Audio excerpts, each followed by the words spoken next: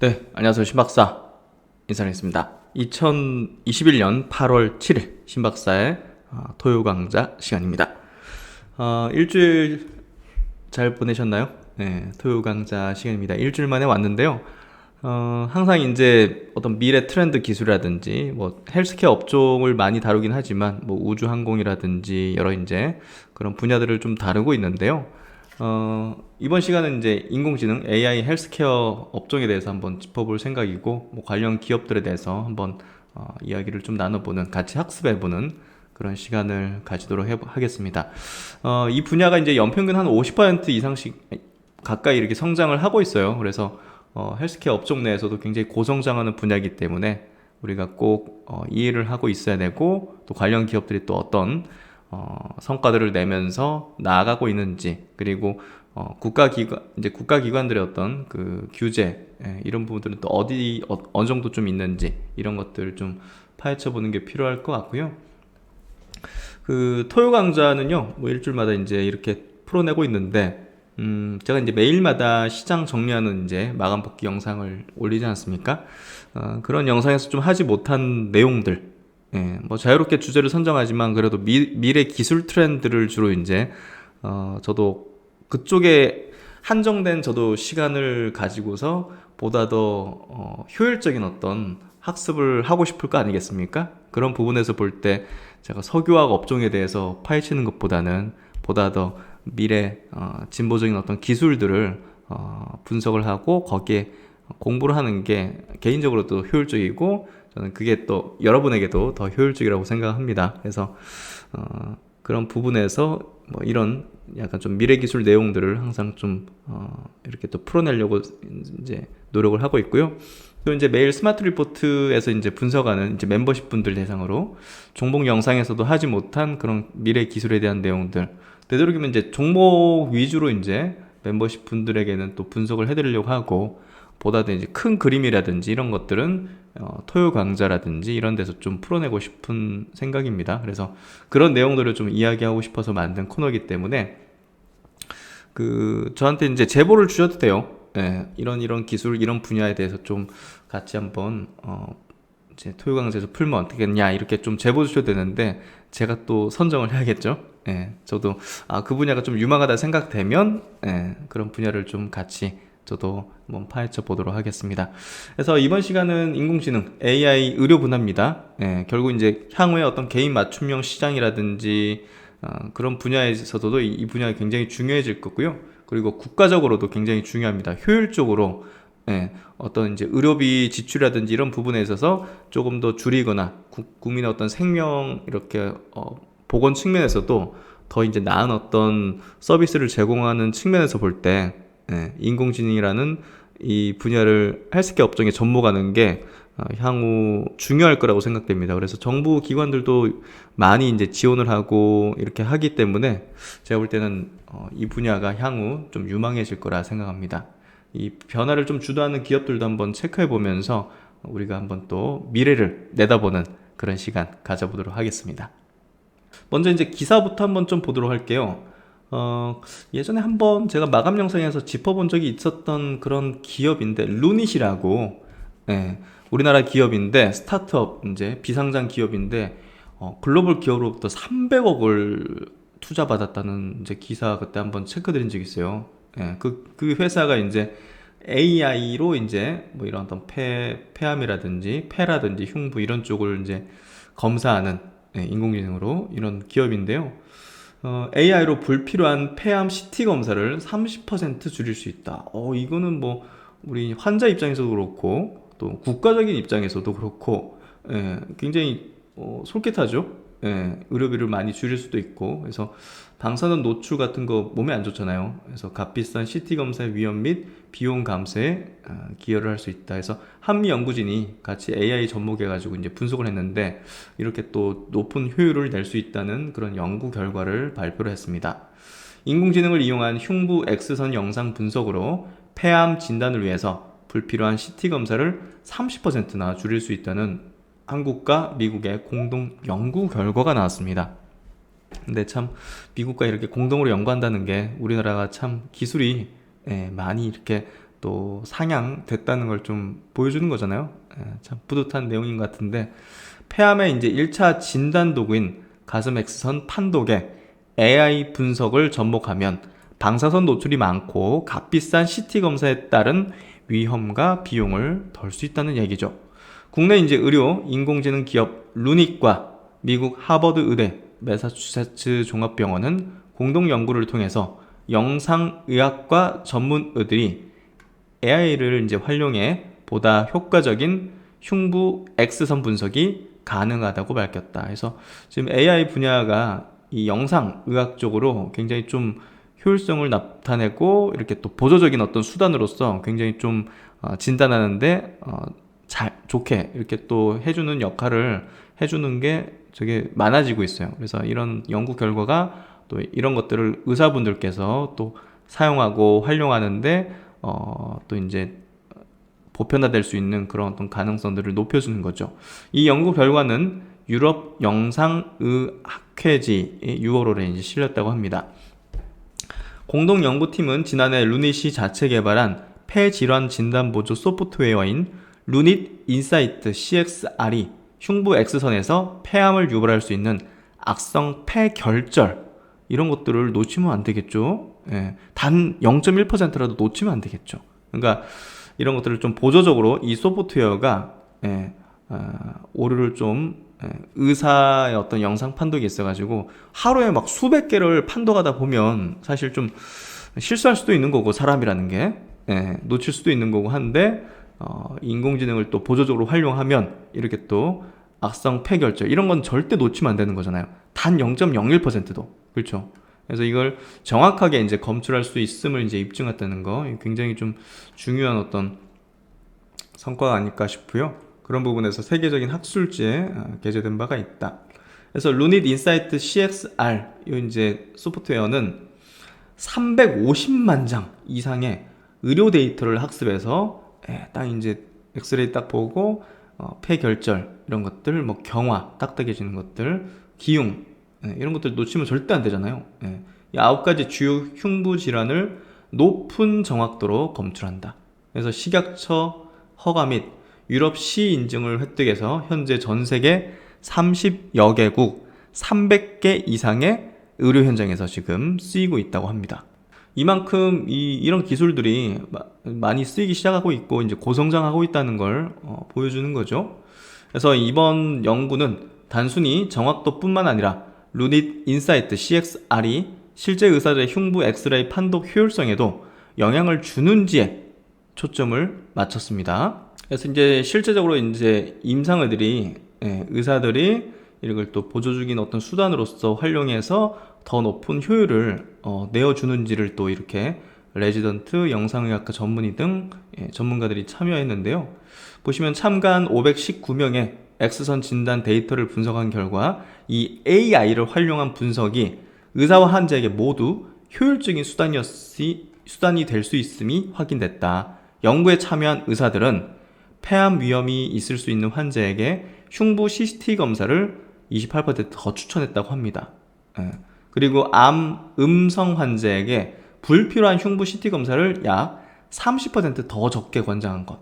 그래서 아주 이제 환자와 의사 모두에게 이제 좋은 거죠. 의사에게는 오판할 수 있는 그런 것들을 더 줄여줬고, 또 이제 환자에게는 불필요하게 뭐 몸에도 안 좋고 돈도 더 나가는 CT 검사를 더 적게 권장하는 어떤 이런 확률이 높았다는 게 굉장히 좀 유의미한 어떤 결과였다고 볼 수가 있을 것 같고요. 그런 부분에서 이제 이런 어떤 인공지능을 활용한 의료 어떤 서비스들이 향후에 좀 늘어날 수 있는 이런 데이터, 이런 어떤 연구 결과들이 이렇게 늘어난다는 것은 굉장히 좀 좋은 겁니다. 서범석 루닛 대표는 흉부 X선은 폐암을 진단할 수 있는 1차 진단 도구이지만 3차원인 인체 구조를 2차원 이미지로 나타낸다는 특성 때문에 한계가 있다.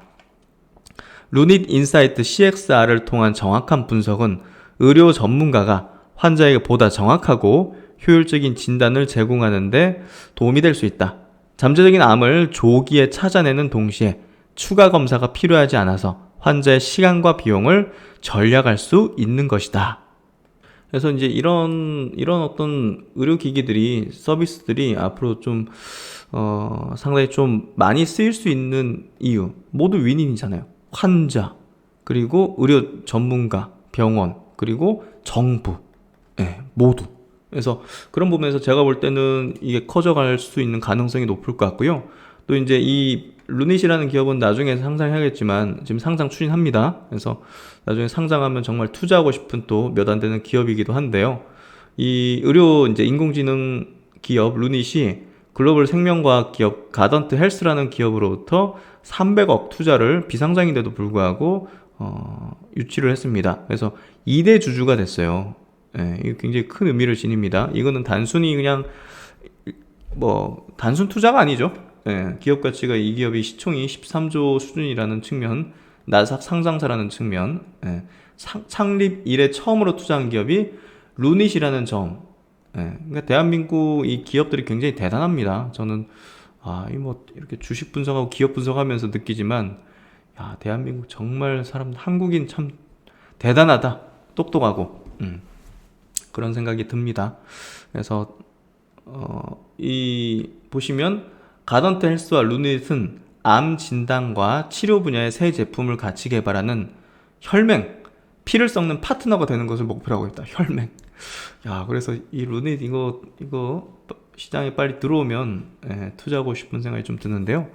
가던트 헬스가 보유한 자원, 데이터와 루닛의 인공지능 기술력이 합쳐진다면 대규모 연구, 임상 실험 등을 통해서 혁신적인 제품을 만들 수 있을 것으로 기대한다 해서 단순 투자에 그치는 것이 아니라 양사는 전략적 협력 관계를 맺고 공동으로 제품 개발에 나서기로 했다. 이번 협약은 가던트 헬스가 액체 생검뿐 아니라 조직검사 분야로 사업을 확장하면서 AI 분석이 필요하게 되면서 이뤄졌다. 이에 가던트 헬스는 루닛이 개발한 면역항암제 치료 예측 AI 솔루션 루닛 스코프를 활용하는 방안을 모색하고 있다. 가던트 헬스는 루닛의 제품을 미국과 일본에 판매할 수 있는 권리도 확보했다. 야, 그래서 매출도 상당히 좀 나올 수 있는 가능성이 있네요. 이 계약의 대가로 루닛은 선수금을 받았으며 단계별 기술료와 로열티도 지급될 예정이다. 그래서 정말 큰 시장이, 저번에 이제 우리가 개인 맞춤형 진단 시장에 대해서 이제 분석을 했지만, 액체 생검 같은 거, 조직 검사, 뭐 동반 진단 이런 것들을 이 지금 면역 항암제 치료 예측 AI 솔루션 이런 것들을 활용한다고 하니까 상당히 좀 기대가 되는 그런 행보를 좀 보게 될 것 같고요. 어쨌든 이 분야의 어떤 성장 그런 부분에 대해서는 우리가 좀 의심할 필요는 없을 정도다, 이렇게 좀 이해하면 될 것 같아요. 그래서 이제 이 분야에 대해서 한번 자세하게 들어갈 텐데요. 한국생명공학 정책연구센터 이제 사이트하고 DB금융투자 리포트를 좀 참고해서 자료들을 가져왔고요. DB금융투자 이제 자료입니다. 급성장하는 AI 이제 의료기기 시장이다 해서, 인공지능 의료기기는 의료 데이터를 분석해서 질병을 진단하고 예측하는데 인공지능을 활용하는 의료기기를 말한다. 의료기기 분야는 현재 인공지능 도입이 가장 활발하게 이루어지는 산업 중 하나다. 생체 진단 및 영상 진단 기술의 발전, 전자 의무기록, EMR 요 확산, 요 이제 데이터죠. 이런 것들을 이용 가능한 의료 빅데이터가 급증하고 있다. 또한 고령화로 사회 전반의 의료 비용 지출이 증가하면서 의료 산업의 패러다임이 질병의 치료에서 질병의 사전 예방과 진단, 맞춤형 치료로 전환되는 추세다. 이러한 흐름 속에서 AI 의료기기는 의료 빅데이터를 활용해 질병을 사전 예측 진단하고 과잉 진료를 줄이며 의료진의 일손을 덜어주는데 유용하게 활용될 수가 있다. 그래서 이런 부분들이 전 세계적으로 지금 굉장히 급성장하고 있고요. 여기 보시면 2018년 기준 전 세계 AI 의료기기 시장 규모는 약 32억 달러로 추산이 된다. 세부별로 보면 소프트웨어 쪽이 60% 이상의 비중을 차지하고 있습니다. 그리고 이제 요거 이제 한국보건산업진흥원 요거 이제 정부 기관들에서 이제 예상한 분석 자료인데요. AI 기반 의료기기 관련 특허가 증가하고 있는 가운데 AI 의료기기를 포함한 글로벌 AI 헬스케어 시장이 급격하게 성장할 것으로 전망된다. 2016년 14.4억 달러에서 연평균 성장률 48.7%로 2023년쯤 되면 227.9억 달러. 와우, 뭐 20조 넘는 시장, 4조 정도 되겠네요. 요 정도까지 시장 규모가 될 것으로 예측을 하고 있다 해서 소프트웨어 분야가 그 중에서도 굉장히 고성장하는 분야로서 이렇게 또 전망이 되고 있습니다. 그래서 이제 이 AI 의료기기 개발 그리고 의료 서비스 혁신을 위해서 국가 및 민간 기업들이 많은 투자와 연구 개발을 하고 있습니다. 그래서 이런 부분에서 다양한 국가들이 AI 개발 및 혁신을 위해 자금 지원을 하고 있고 향후 개인 맞춤형 의료 서비스로 발전할 걸로 지금 예상이 되고 있고요. 그리고 이제 의료기기 업체들도 개발 업체들도 환자에게 양질의 의료 서비스를 제공하고 효율성을 향상시키기 위해서 이 인공지능 기술을 적극적으로 도입하는 추세이기 때문에 이 시장은 상당한 기간 동안 꾸준하게 성장할 수 있는 분야라고 좀 생각이 되고요.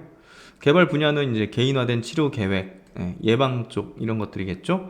머신러닝 이런 것들을 통해서 맞춤 어떤 진단이라든지 어떤 이제 예방 의료 쪽 이런 것들을 제시를 하겠죠. 질병 진단하는 분야를 좀 개선하는 거, 그리고 예방 치료, 자동 진단 이런 분야로 이제 개발이 되고 있고 AI를 활용해서 의료 분야의 비용 절감, 품질, 접근성이 향상될 것으로 기대가 되고 있습니다.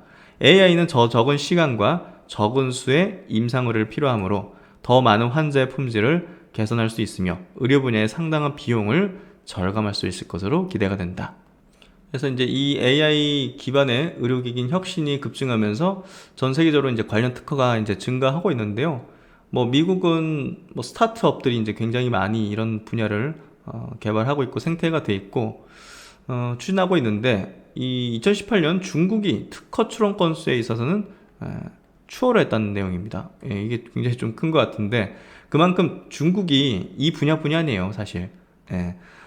거의 전 분야에 이제 헬스케어 이제 전 부문에 있어서 이 전 세계적으로 굉장히 급성장하고 있는 게 사실이고요. 또 이제 그 분야로 또 정부도 굉장히 밀어주고 있고 또 항암제 분야에 있어서도 이미 이제 한국의 어떤 수준을 좀 넘어서는 그런 어떤 성과들을 이미 내고 있죠. AI 분야도 이렇게 한국은 아직 뭐 2018년도 이제 기준이긴 하지만 275건에 불과한데 중국은 1,400건. 그래서 그만큼 굉장히 좀 고성장하는 국가라는 거, 한국도 이제 지금은 또 빠르게 또 하기 위한 어떤 행보를 하고 있죠. 그럼 이제 이 AI 의료기기는 무엇이는가 한 세 가지 정도로 이제 나눠지는데요. EMR 이제 그 의료 이제 진단 그 데이터 있잖아요. EMR 및 의료 데이터 AI 의료기기 해서 환자 진료 기록이나 이제 유전체 데이터, 우리가 가지고 있는 유전자 그 데이터 이런 것들을 가지고 분석을 해가지고 이게 대표적이에요. IBM의 왓슨 포 oncology, 암을 예측하는 어떤 치료 방법이라든지 이런 것들을 추천 이런 것들을 해주는 그런 소프트웨어인데요. 이게 지금 우리나라에서도 이제 뭐 지방의 많은 병원들이 또 이걸 옵션으로 채택해가지고 활용을 하고 있어요. 그래서 이따가 다뤄드리겠지만 이 부분이 굉장히 좀 유의미한 어떤 부분이고 그러니까 데이터를 가지고서 이제 여러 가지 어떤 서비스나 어떤 이런 소프트웨어 서비스를 제공하는 이런 어떤 분야 그리고 지금 국내에 이제 많은 기업들이 이제 여기에 좀 포진돼 있죠. 의료 및 병리 영상 AI 의료기기, 엑스레이라든지 CT, MRI 등의 이런 의료 영상을 분석을 해가지고 진단 및 예측 결과를 제시하는 요거. 그래서 데이터 확보가 이제 상대적으로 쉽고 머신러닝 적용이 좀 용이하기 때문에 의료 스타트업들이 많이 이제 진입하는 그런 분야라고 보시면 될 것 같고요. 그래서 국내에는 이제 뷰노라든지 루닛, JLK 인스펙션, 이게 JLK죠. 상장 회사입니다. 뷰노도 상장 회사고 루닛은 향후에 이제 상장할 예정이고 이런 기업들이 이제 이미 의료 영상 분석 소프트웨어를 개발해서 시약처 허가를 이제 받은 상황이죠.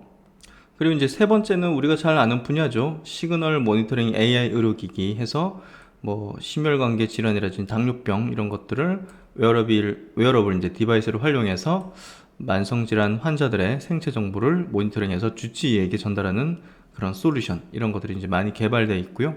뭐 이런 부분에서 이제 뭐 최근에 이제 뷰노 같은 경우는 요거 좀 중요하게 제가 한번 설명드린 적이 있을 거예요. 심정지 예측 솔루션, 이런 부분들을 또 개발하는 것들이 향후에 좀 중요하게 좀 여겨질 것이다, 이렇게 좀 생각이 되고요. 크게 이제 이런 세 가지 분야로 이제 개발이 되고 있다. 그래서 이제 이런 AI 의료기기 역할이 미충족 의료 수요, 이런 것들을 좀 충족시켜 줄 수 있을 것으로 이제 기대된다는 부분들, 이런 부분들이 뭐 결국은 고성장을 이룰 것이다, 이렇게 전망하는 주요 이제 근거가 되고 있는데요.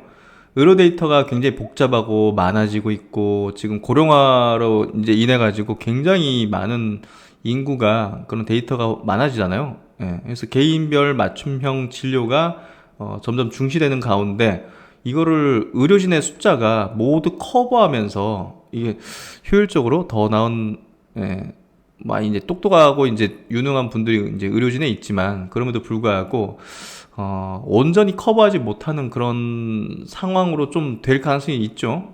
그래서 기존의 어떤 방식으로는 이런 개인 맞춤형 진료가 쉽진 않다. 그래서 진료에 있어가지고 보다 더 이제 AI라든지 이런 어떤 뭐 기계라든지 이런 것들을 좀 활용할 필요가 좀 있게 될 것이다, 이렇게 좀 볼 수가 있고, 또 이제 의료진의 어떤 컨디션, 뭐 숙련도 이런 거에 따라서 판독 결과가 달라지잖아요. 특히나 이제 의료진 같은 경우 30년 근무한 사람과 뭐 한 1, 2년 된 의사의 어떤 숙련도는 너무나 차이가 갭이 크기 때문에 30년의 이제 어떤 숙련도를 가진 이런 분들이 노하우가 온전히 어떤 플랫폼화, 어떤 로직화된 것들을 1, 2년 차에 초기 어떤 의사들이 습득할 수 있는 그런 어떤 부분들이 좀 있으면 좋지 않겠는가. 이게 이제 뭐랄까, 국민의 어떤 사람의 어떤 생명과 건강을 위해서, 의료 이제 서비스를 상향을 위해서 필요하지 않겠는가. 그래서 이런 것들이 단순히 뭐 도제식으로 하는 것보다는 이런 기계와 인공지능을 활용해서 한다면 더욱더 높은 어떤 의료 서비스가 가능해지지 않겠는가. 일관된 어떤 서비스가 되지 않겠는가. 의사의 컨디션, 숙련도에 따라서 이제 판독 결과가 달라진다는 거, 이거는 점점 또 개선해야 되겠죠. 그런 부분에서 이 역할이 이제 향후 높아질 거다.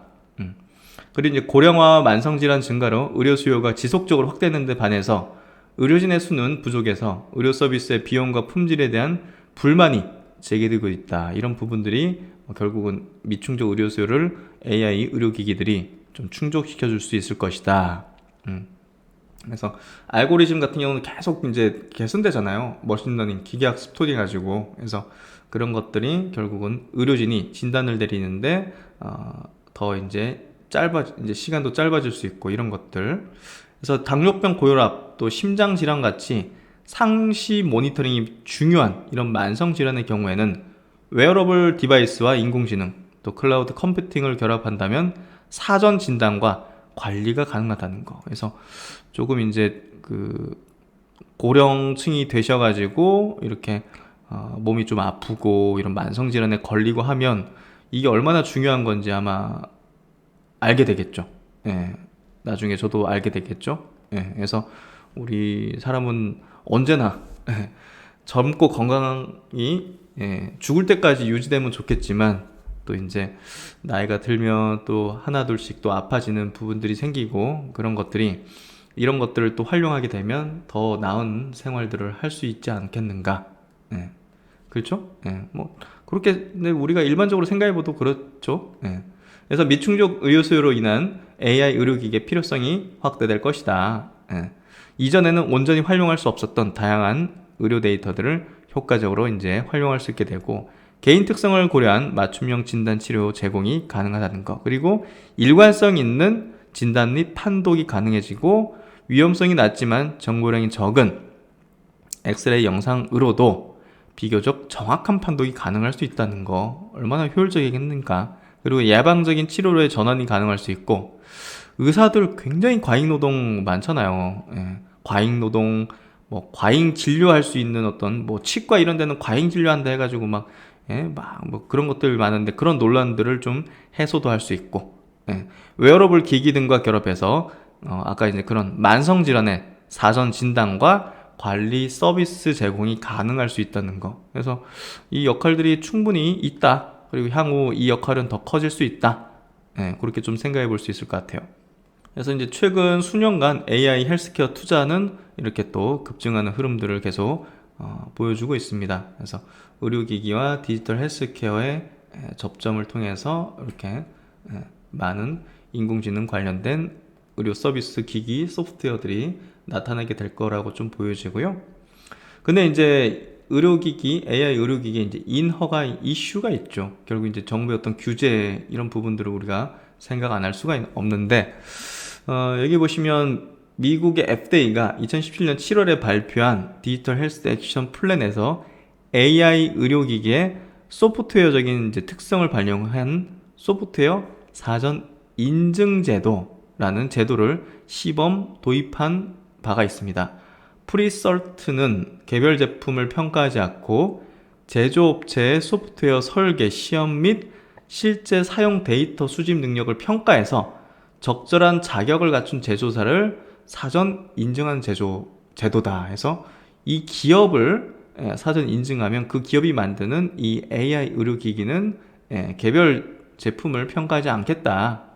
그래서 이거를 갖추면 이 기업에 대해서 우리가 인정할 수 있는 예를 들면 KS 마크를 어떤 기업에 해주는 거죠. IBM 이런 마크 해주는 거죠. 그래서 그런 부분에서 이런 거를 이제 미국에선 하면서 보다 더 이쪽 시장이 커질 수 있는 규조적인 어떤 혁신을 만들어낸 것 같고요.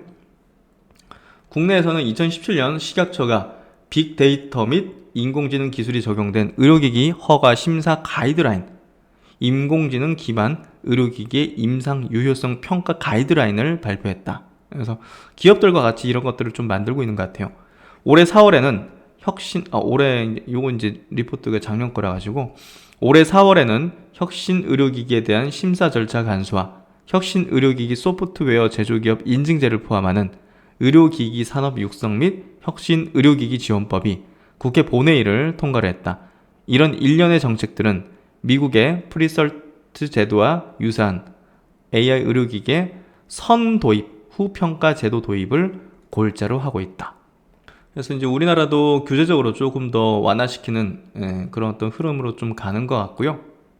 근데 이제 AI 의료기기가 사실 의료 현장에서 쓰인 데 있어가지고 약간 한계점도 있다는 의견들도 있습니다.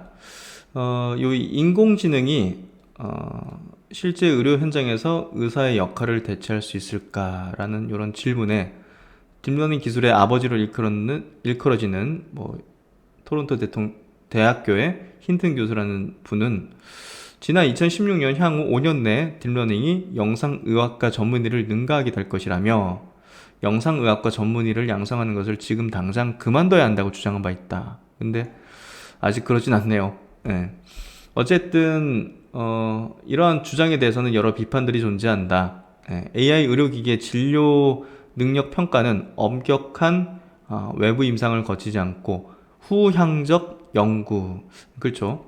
연구 대상자하고 직접 접촉한 게 아니라 어떤 데이터, 피험자 의무 기록상의 어떤 특정 데이터를 통계적으로 이제 산출해가지고 이렇게 어떤 로직을 만들고 어떤 그런 걸 하는 거잖아요. 그래서 이런 부분에서 좀 한계가 있는 건 사실이죠. 그래서 AI 의료기기가 다양한 어떤 교란 변수가 있잖아요. 그 환자의 어떤 다양한 어떤 환경적인 어떤 요인, 특성들 여러 가지가 있을 텐데 단순히 어떤 그 데이터를 통해서만 이 통계 처리, 수집 통계 처리를 했다는 부분으로 그 소프트웨어가 만들어지고 그걸 이제 온전히 100% 그거만 말만 듣고 AI의 어떤 그 말만 듣고 하는 거는 다소 좀 한계점이 않겠느냐 이런 어떤 의견들, 주장들 충분히 좀 이해가 되는 것 같고요. 그래서 이제 AI 의료기기의 다양한 어떤 교란 변수가 존재하는 실제 의료 환경에서도 일관된 성능을 발휘할 수 있을지는 아직 입증되지 않은 상태다. 의료계 일각에서는 정부가 AI 의료기기 산업을 육성한다는 명목으로 외부 임상 책임을 의료계에 떠넘기고 있다는 비판도 나온다. 그래서 저번에 한 자료에서는 이거 이제 오진을 하면 AI로 이제 가지고서 오진을 하면 의사 책임이다 이런 결론이 난 그런 자료도 있었거든요. 그래서 아직까지는 조금 과도기적인 측면도 분명히 있습니다. 그래서 충분한 외부 임상 사례가 확보되기 전까지 AI 의료기기 역할은 의사의 최종 진단과 처방을 보조하는 수준에 그칠 가능성이 크다. 저도 이렇게 생각해요. 일단은 보조하는 수준으로서 상당한 시간 동안 나갈 것 같아요. 그래서 일단은 대체할 수는 없다. 뭐 영상의학과 전문의를 대체한다. 어떤 항암 진단 의사를 대체한다. 이러기는 안 될 것 같고요. 어쨌든 보조하는 수단으로서. 근데 그 보조하는 게 오진을 줄이고 또 이제 일관된 결과를 내는 것들이 좀 잘 된다면 사실상 안 쓸 이유가 없잖아요. 그래서 그런 부분에서 볼 때 이 부분은 한계점도 있지만 분명한 어떤 쓰일 수 있는 효용이 있다. 그러면 이제 우리가 요걸 또 분석 안 할 수가 없죠. IBM이 내놓은 왓슨 헬스 온컬러지라는 암 환자 이제 진료할 때 이제 쓰이는 그런 어떤 소프트웨어인데요, 서비스인데요. 요게 이제 지금 우리나라에서도 그리고 전 세계적으로도 상당히 많이 쓰이고 있습니다. 이게 뭐냐면요, 암 환자 진료, 유전체 분석, 임상시험 환자 매칭 등의 세 가지 서비스를 제공하는데요. 암 환자 진료 보조 인공지능, 이제 왓슨 스포 온컬러지, 요거는 2012년 3월부터 300개 이상의 의학저널, 200권 이상의 의학서적, 1500만 페이지 이상의 방대한 자료를 학습해 왔으며 협업 파트너인 뉴욕 최대 규모의 사립병원 메모리얼 슬론 캐터링 암센터 의료진들은 왓슨이 올바른 정보를 학습할 수 있도록 자료를 수정하거나 가려주는 역할을 하고 있다. 해서 엄청나게 방대한 이런 어떤 어떤 그 의학 서적, 논문, 어떤 이런 것들을, 저널들을 다 학습시켜 가지고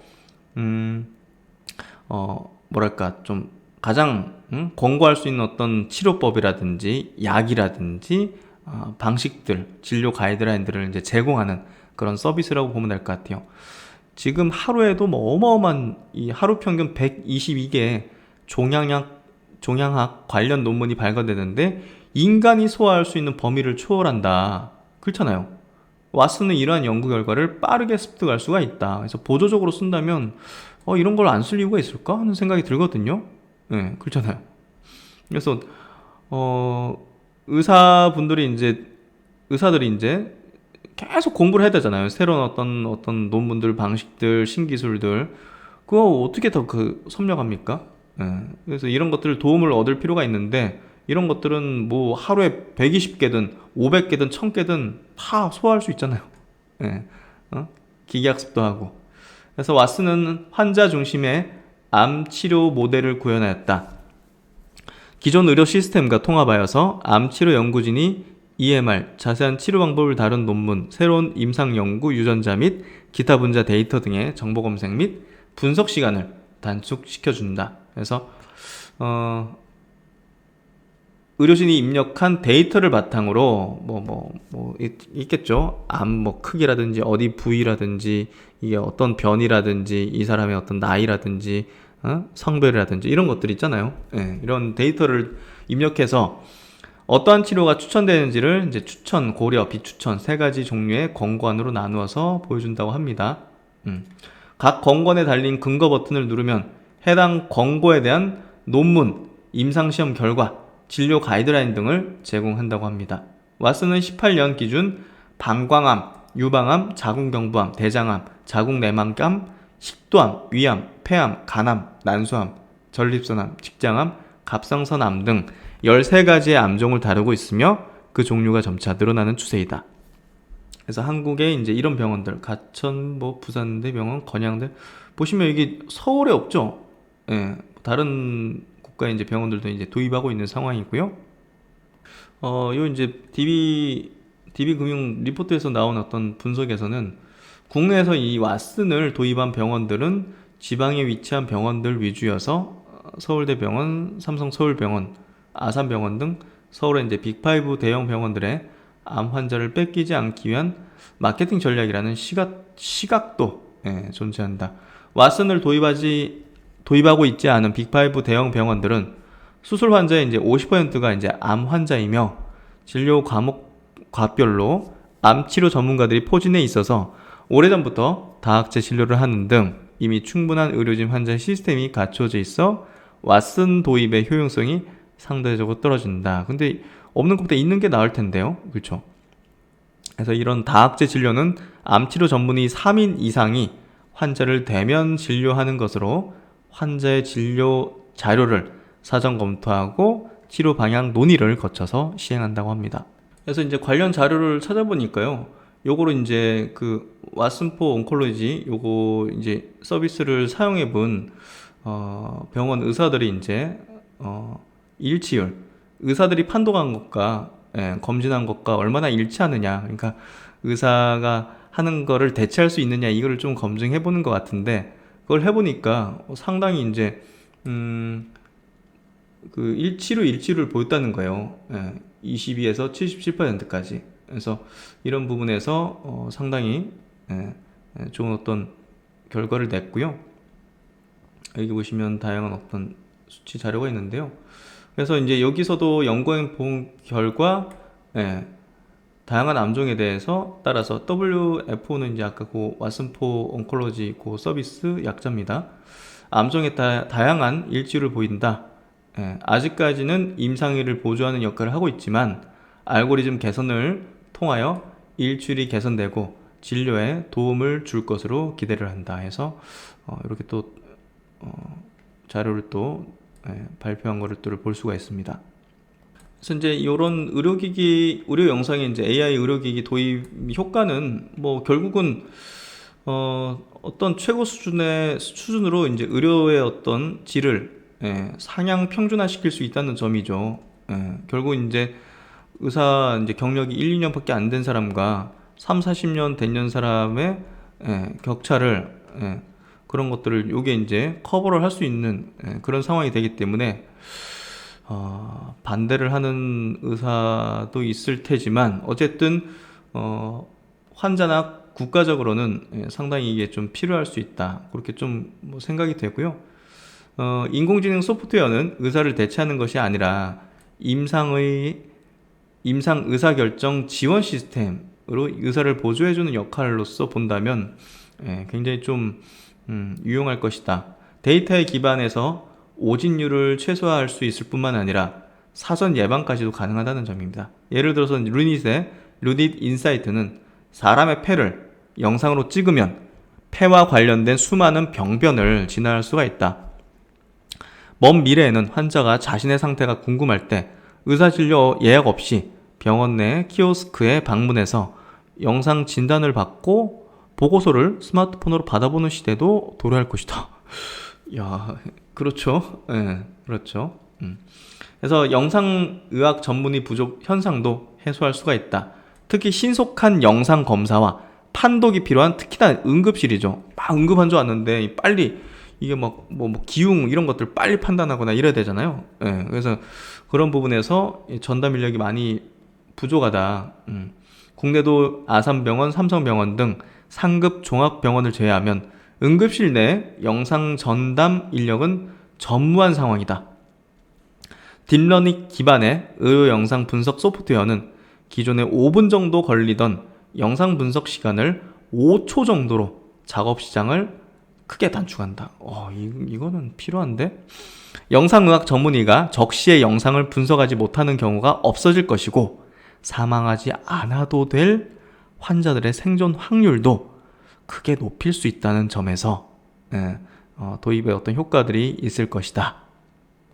그래서 이제 인공지능 도입으로 의사 수준의 상향 평준화되는 동시에 업무 효율성이 증대될 것이다 해서 아까 이제 제가 얘기 드린 거 그런 거죠. 영상의학과 2년차 전공의를 인공지능 같이 붙여보니까 업무 효율성이 높아지더라. 그래서 그런 부분에서 없는 것보다 있는 게 낫다. 그리고 이제 보다 효율적인 어떤 환자 관리로 사망률까지 낮출 수 있다는 거. 그래서 그런 부분에서 응급실에서 많이 활용할 수 있는 그런 가능성도 충분히 있어 보인다. 그리고 이제 보면 의료 인력이 부족한 국가들 있잖아요. 참 보시면 10,000명당 이제 의료진의 수를 좀 나타내는 표 같은데 표죠. 10,000명의 인구당 의사 인원의 밀도인데 북반구에 있는 국가들은 파란색으로 갈수록 이제 의사 숫자가 많은 건데 10,000명당. 그렇죠? 근데 남반구 쪽, 아프리카, 동남아, 뭐 밑에 지역, 뭐 중국도 이제 많지가 않죠, 의료진이. 이런 데는 좀 숙련도라든지 의료 인력이 부족하고, 그런 것들이 결국 이런 것들로 AI로 좀 커버를 할 수 있지 않겠는가. 그런 부분에서 글로벌적으로 볼 때도 이런 것들이 상당히 좀 필요할 수 있다. 그런 얘기를 하는 것 같고, 영상의학 전문의 부족과 긴 대기 시간, 이런 것들도 커버를 할 수 있지 않겠는가. 오진율을 낮춰주는 그런 가능성도 높지 않겠는가. 그럼 이제 한국의 케이스, 그리고 이제 기업들 한번 체크해 보면요. 한국의 허가 사례는, 결국 이제 2017년 11월에 이제 세계 최초로 인공지능 의료기기 허가 심사 가이드라인을 발표했는데요. 그래서 이제 2018년에는 인공지능 기반의 의료기기 4개 품목이 국내 최초의 어떤 식약처 허가를 받았습니다. 그래서 국내 최초로 식약처 허가를 받은 AI 의료기기는 이제 뷰노의 골 영역 연령 판독 소프트웨어고요.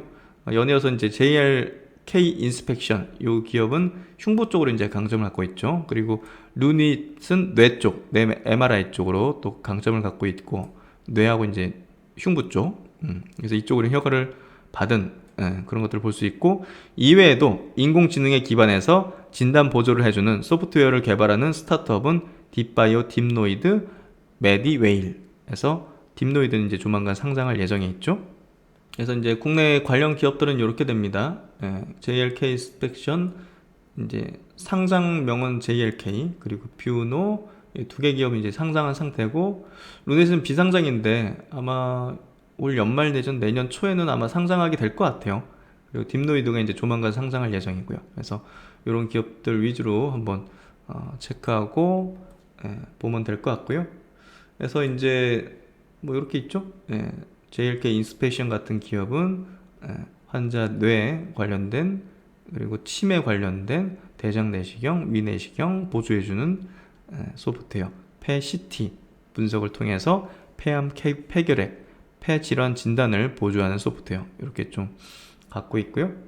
뷰노 같은 경우는 골 영양 연령, 요거가 좀 유명하고, 최근에 이제 심장 이상 이런 것들 연구하는 것도 굉장히 향후 좀 유명할 것 같고요. 흉부 쪽, 뇌 쪽, 안저, 안구 쪽 이상 판정하는 거, 이런 소프트웨어. 그리고 이제 루닛, 루닛 가장 기대되는 그런 기업 중에 하나. 루닛 같은 경우는 흉부 쪽 유방, 그리고 이런 쪽을 좀 보조해주는 소프트웨어, 이쪽이 좀 유망한 것 같습니다. 어쨌든 이런 인공지능 관련된 의료기기 업체들은 꾸준하게 우리가 관찰이 필요할 것 같고요. 굉장히 고성장하는 분야, 그리고 많은 효용을 줄 수 있는 그런 어떤 분야이기 때문에 이런 변화를 주도하는 기업에 대해서는 꾸준한 관심과 관찰이 좀 필요할 것 같습니다. 이번 내용도 많은 도움이 되셨길 바라고요. 항상 신박사는 또 여러분의 꿈의 주식을 찾는 그런 동행을 위해서 노력하도록 하겠습니다. 즐거운 주말 시간 되시고요. 신박사는 다음 시간에 또 뵙도록 하겠습니다. 감사합니다.